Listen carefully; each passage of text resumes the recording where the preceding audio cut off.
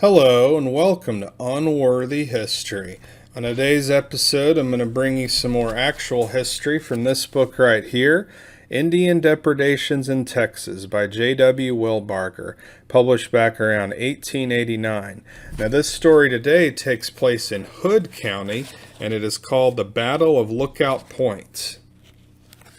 On the night of the 11th day of September 1869, a party of 7 Indians came into Hood County, and passing eastward through the southern part of the county, down Squaw Creek, they came upon the premises of Robert West, and stole all the clothes that had been washed that day and left out overnight to dry.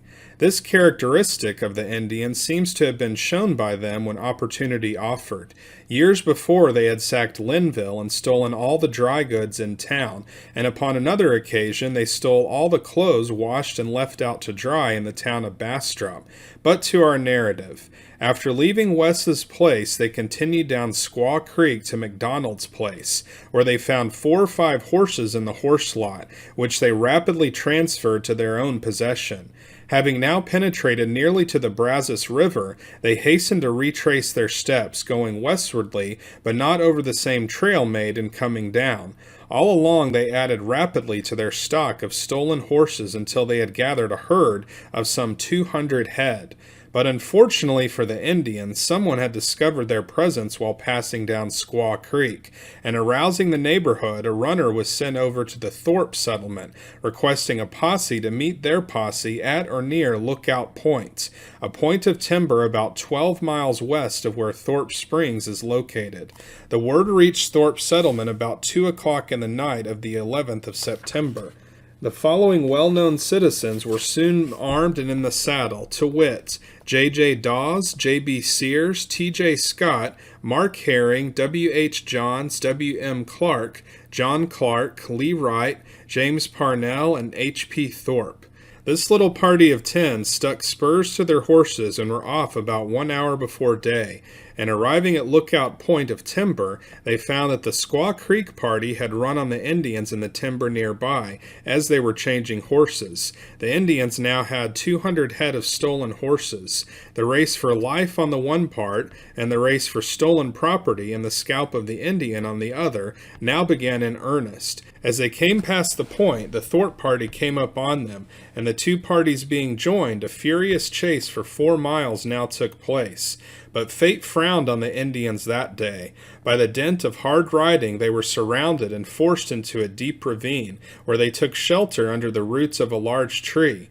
It was now about 8 o'clock in the morning on the 12th of September. The news of the chase and the fact that 7 live Indians were surrounded in a deep ravine spread rapidly, and about 2 o'clock p.m. the whites numbered 75 or 80 men and boys. About this time a heavy rain came up, and as soon as it was over, John Toby rose and commenced to blow his bugle. This was the signal for the attack. The party who descended into the ravine and attacked the Indians was composed of the 10 before mentioned from Thorpe settlement and the following men from Squaw Creek, to wit, Robert Tramble, Marion Self, John Toby, Alvin Martin, Clabe Oxford, George Oxford, John Dennis, Ware, Mackenzie, and perhaps a few others whose names we did not learn. The conflict was short. The terrified Indians made but a feeble resistance against the outnumbering white men. They were soon all killed and scalped. It was then discovered that one of the 7 was a squaw. 2 white men were wounded. Ware was shot with an arrow and died of his wound about 2 weeks afterwards, and Mackenzie was wounded with a bullet, but he recovered. The horses were returned to their respective owners, and the whole party dispersed to their several homes, feeling that this had been the most successful haul they had ever known. This fight is remarkable for 2 things. One, that not a single Indian escaped, and the other that they were scalped by the white men, something not usually done by them. This is the same party of Indians referred to in Captain Barry's article published elsewhere in this book. So that's the end of this story right here. So again, this took place back in 1869, and in this case, none of the Indians survived, and the white settlers sort of surrounded them and then didn't take any prisoners. They killed them all. So if you want to hear more episodes like this, then be sure to like and subscribe, and we'll see you next time on Unworthy History.